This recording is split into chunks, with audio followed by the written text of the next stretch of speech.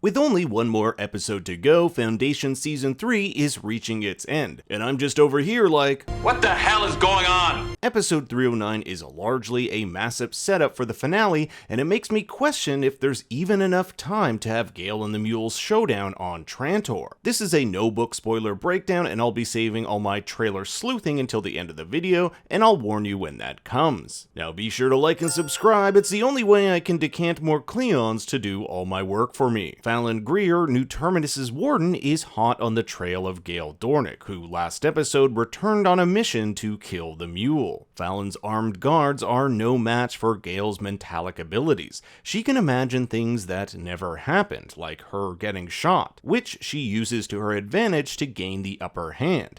Gaal will talk about a coin that once belonged to her daughter, Salvor, who, ironically enough, was a former warden of Terminus like Fallon. We actually saw this coin in episode 104 when Salvor interrogates Farah Keen, Grand Huntress of the Anacreons. It's a Trantor coin with heads being the Emperor Crown and tails being the Bishop's Claw. Fallon says that the Mule is not what she thinks, which is the same sentiment Randu said of him when confronting Tauren in 307. It's kind of a dead giveaway that she is under the Mule's control. Gaal is able to delve into Fallon's mind where she discovers something truly terrifying, something she's never encountered before. The Mule has a hold on her so deep, Gaal says it's like trying to remove a bullet. This manifestation of the Mule pulls her into the water and Fallon ends up dying. This isn't a trailer spoiler, but I did think it was a bit odd that the trailers changed the color of the blood, potentially to avoid demonetization, but who knows. Han, who was last seen escaping the Mule, has found his way to Gaal, but Gaal has to make sure he isn't compromised. She goes into his mind to see a vision of the two of them confirming he hasn't been taken over. Gaal will say that when she enters a mind, it will show her who they love the most, so if she enters a mind and sees the Mule, she'll know they've been compromised. We also learn the Mule can only turn those close to him, but just how far this range is still unknown. Back on Trantor, Presider Kin, Enjoiner Beryl, and Zephyr Varellis join in on a galactic conference call between Brother Dusk and the Mule. Presider Kin wants to establish an agreement between them and the Mule. In exchange for Trantor, they want assurances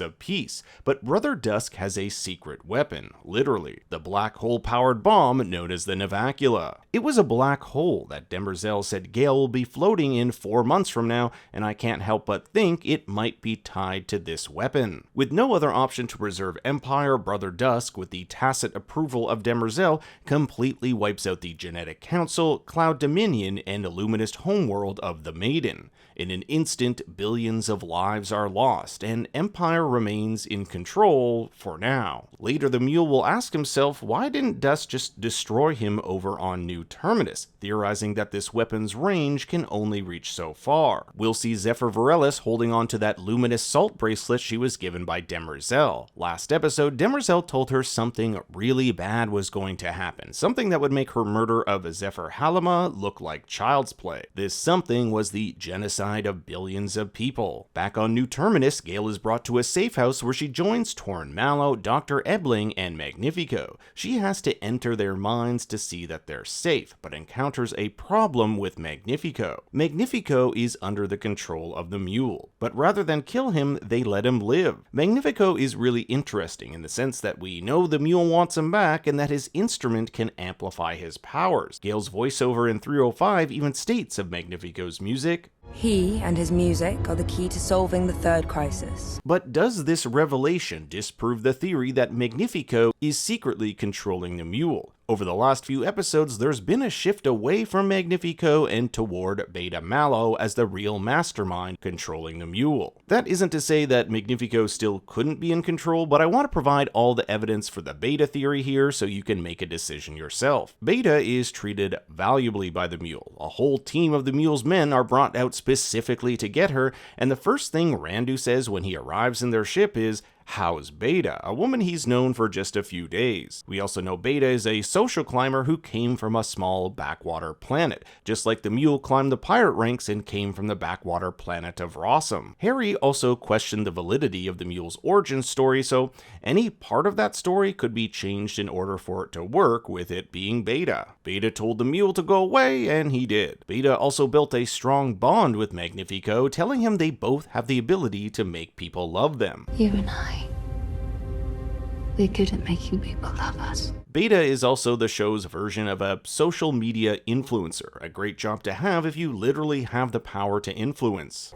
I wish everyone would just be a part of one thing. Beta also tells us that she's interested in meeting Harry Seldon, even though she has no real reason to other than general curiosity. Back on Trantor, Brother Day experiences the worst spa day ever. This is after being dumped into a pit of microbes which are set to slowly eat away at him. Luckily, he's saved by Song, who after a change of heart believes his story. It probably didn't help that Sunmaster 18 put her on trial too. But Brother Day isn't going to leave empty-handed. He wants that brazen head, the one we saw trying to communicate with Demerzel last episode. This is a marked change for Brother Day and part of his redemption arc. He and the other Cleons have spent centuries using Demerzel as a mere object, but through freeing her he seeks this redemption, and he believes something about this brazen head will set her free. Song has also brought Demerzel's maintenance tool, which Day thought he could use as a sort of peace offering to the inheritance. Day makes his way back to the Sacratorium where he brutally murders Sunmaster.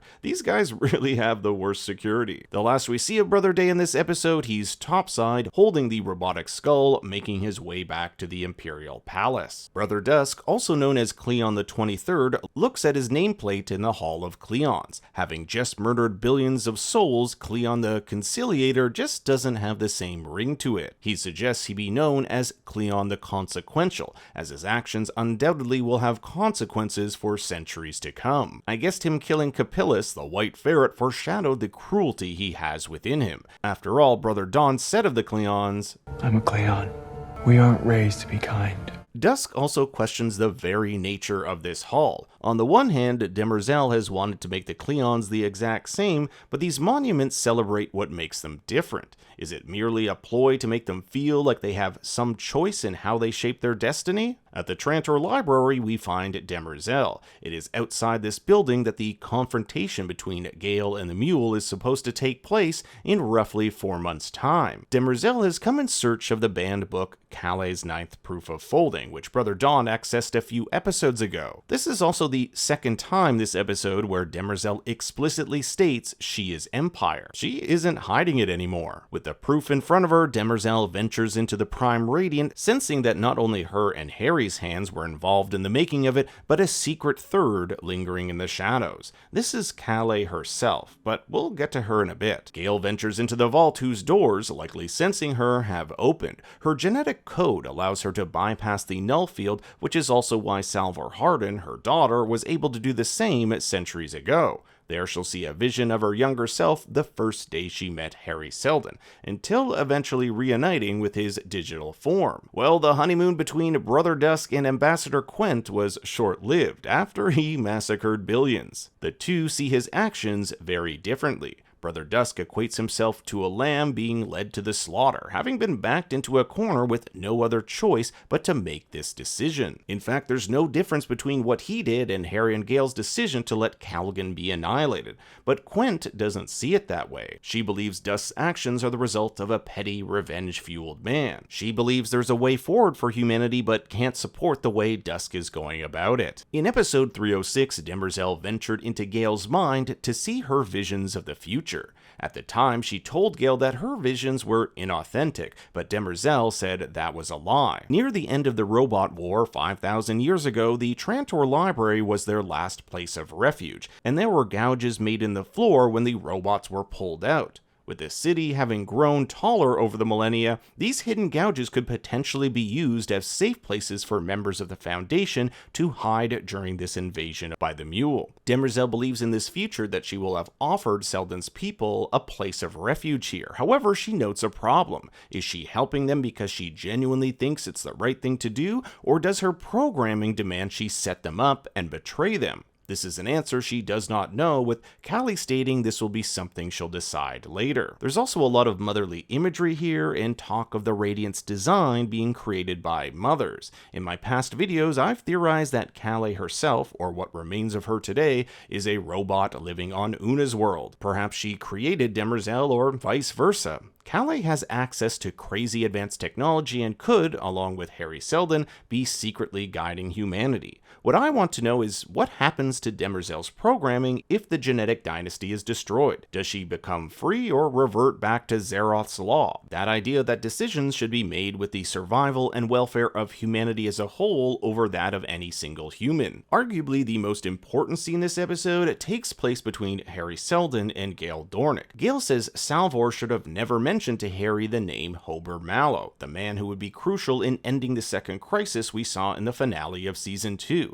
This is because it created what was known as a bootstrap loop. Think of it like this. In Season 2, Gaal experiences a vision of the future where the Mule asks, "Are you from the Age of Empire?" before Hober Mallow pierced its hide. Gaal then tells Salvor about this Hober Mallow. Salvor passes this information on to Vault Harry, who incorporates how important this name is into the plan. Now the plan starts pinpointing Hober as a central figure, and the plan adjusts, creating the same future Gaal hears about from the Mule. It's a continual loop where we don't know where anything really started. There's also a brief explanation using a spoon that explains how Harry was able to gather all the members of Terminus and save them, essentially stating that the vault is merely a 3D shadow of a 4D object. This shadow can be manipulated in size. Think of the vault like Mary Poppins' bag that can fit much larger objects. Gaal also wants to know why this Harry saved thousands on Terminus years ago, but now as soon as danger hits, hides away. His answer makes me very worried. He says if he were created to know more, he could have done more. He seems very bitter towards his creator, the real Harry Seldon, going on to say he wants what he has, a physical body and full knowledge. Remember that Vault Harry only knows what he was programmed to know. It seemed to me that Vault Harry was refusing to help unless he gets what he wants. And here Gaal strikes a deal with him. She will help him get that physical body and full knowledge if he can get her to the Mule who's orbiting above them. I also wonder if this has any connection to why he let the Mule live. It makes me think that Vault Harry will side with anyone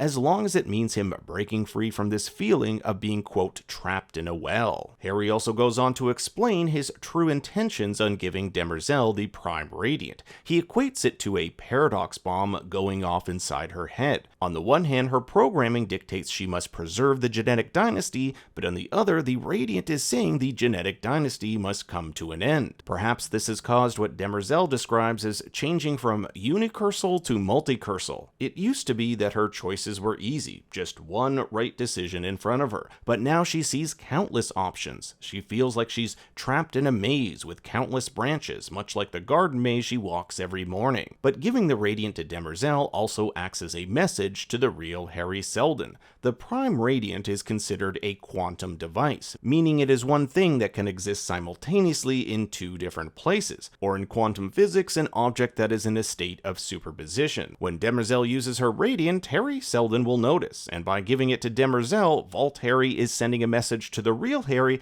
that he's not some creature to be caged. It's really an act of defiance. When Gaal and Harry emerge from the vault, Gaal uses her telekinetic power to tell Han that digital Harry thinks real Harry is still alive. Back in episode 2, Gaal is under the assumption that Harry has passed. Callie even tells Harry that, quote, his race has been run, and that she won't give him another reprieve, likely meaning another body like she did in Season 2. But since we never see him die, I have to assume he's still kicking, whether it be in one form or another. Vault Harry also tells Gaal that something about the Mule's story isn't adding up, but conveniently leaves out the fact he could have killed the Mule but didn't. If he had killed the Mule, he never would have had this deal with Gaal, so I have to question whether he's putting his own wants above those of Foundation. I also want to mention that brief look he gives Gaal when she talks to Han telepathically. Does he actually know what they're saying, or is it a misdirect? Either way, I think they're going to use the vault to gain access to the Mule, who's currently on the Foundation station orbiting New Terminus. The episode ends with a montage of all our characters as we venture into the season finale in 1 week's time.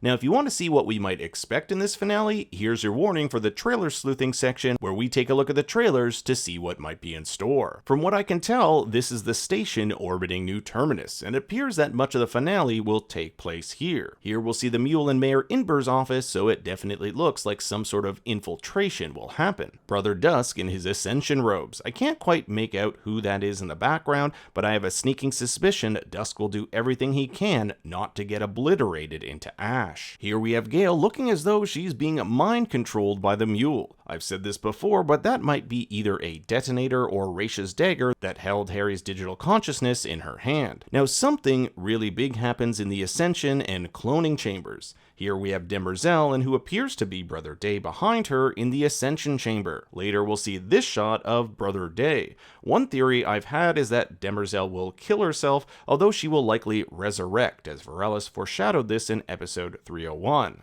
You can't reincarnate unless you die. Maybe you have died.